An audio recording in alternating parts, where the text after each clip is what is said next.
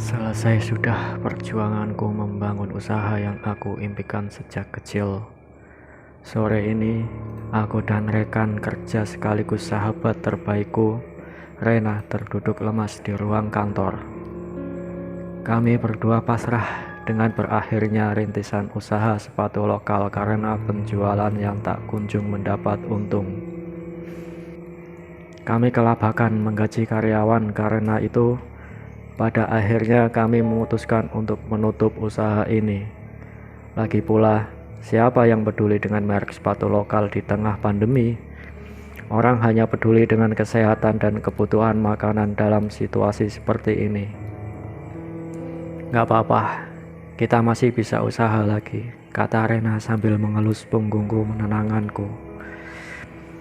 Aku hanya bisa menghela napas. Kata-kata Rena memang benar. Ini hanyalah satu dari kegagalan yang pada akhirnya akan datang kepada pengusaha kecil-kecil sepertiku.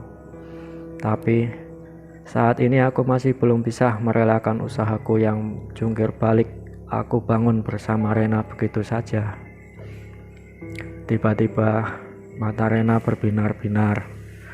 Dia kemudian mengatakan suatu hal kepadaku. Nat, ke Sragen yuk, kita naik gunung, ajak Rena. Hah? Buat apa naik gunung, Ren? Tanyaku. Biar lo gak sedih lagi, jawabnya sambil mengulum senyum. Kenapa harus naik gunung dah? Tanyaku heran. Gue pernah dengar kalau naik gunung yang ini bisa bikin usaha lancar, katanya. Lah, pesugihan dong Ren, kalau gitu namanya, kataku. Lagian kita mau bayar hutang pakai duit apa? Kita udah beneran bangkrut, katanya. Kata Rena memang ada benarnya.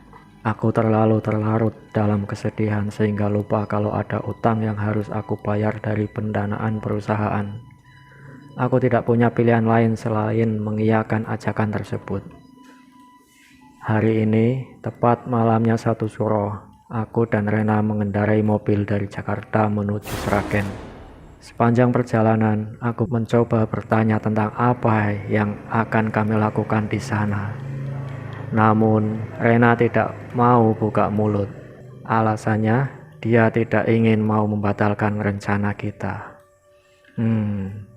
Aku akhirnya memilih diam saja. Selama perjalanan itu, aku memutuskan untuk tidur saja.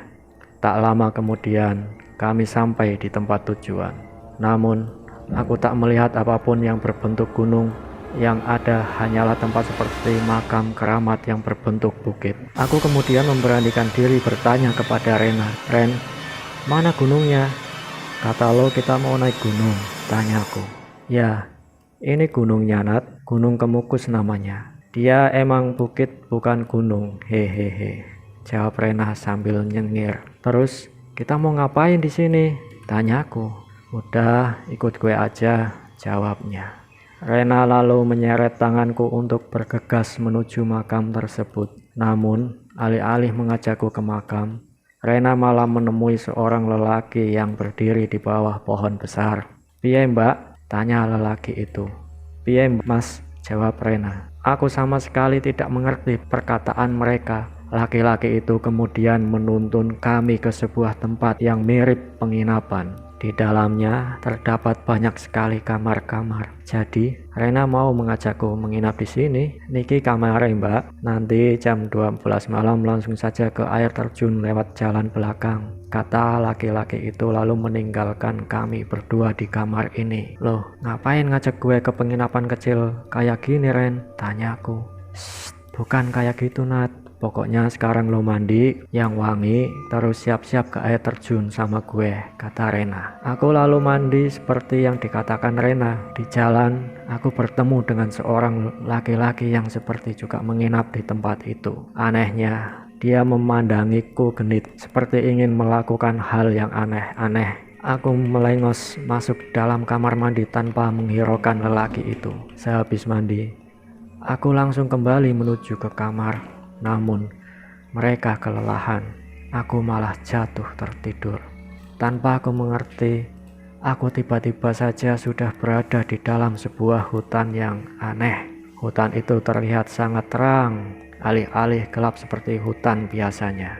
Lalu, di tengah hutan itu ada sebuah cahaya biru yang sangat terang. Aku yang tidak tahu arah segera menuju tempat tersebut.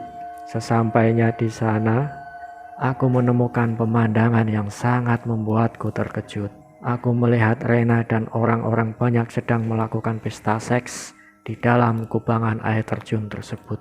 Aku menutup mulut dengan telapak tanganku karena saking tak kuat dengan apa yang kulihat. Tiba-tiba tempat itu bergemuruh seperti telah terjadi gempa. Orang-orang itu berlarian karena ketakutan. Dari kejauhan, aku melihat Rena tidak beranjak dari tempat itu. Ia malah berdiri di tengah kubangan air seakan menunggu tanah di atasnya longsor mengenai dirinya. "Rena!" teriakku. Aku terbangun dari tidurku dengan keringat sekujur tubuh. Sungguh mimpi yang aneh. Saat aku sudah sadar, Rena tidak ada di sebelahku. Kemana ia pergi? Aku ingat. Semalam laki-laki pemilik tempat ini menyuruhnya untuk pergi ke air terjun di belakang penginapan. Aku kemudian bergegas menuju tempat itu lewat jalan belakang. Tak kusangka, di belakang tempat ini adalah hutan yang ada di dalam mimpiku tadi. Benar-benar mirip dan nyata. Menuruti instingku, aku kemudian menyusuri hutan itu sesuai rute yang aku ingat dalam mimpiku. Namun, ada yang berbeda kali ini. Ada banyak orang yang berkerubung di dekat air terjun itu, namun mereka seperti menggumamkan sesuatu sambil menutupi hidungnya masing-masing. Apa yang terjadi? Karena penasaran, aku menerobos orang-orang itu. Betapa terkejutnya aku ketika mendapati mayat seorang wanita mengambang di tengah kubangan air terjun. Mayat yang telanjang bulat itu melungkup dan mengeluarkan bau amis. Dari kejauhan, mayat itu perlahan berbalik dan memperlihatkan wajahnya. Aku menjerit sejadi-jadinya, tak kalah melihat wajah mayat itu yang ternyata milik sahabatku, Rena.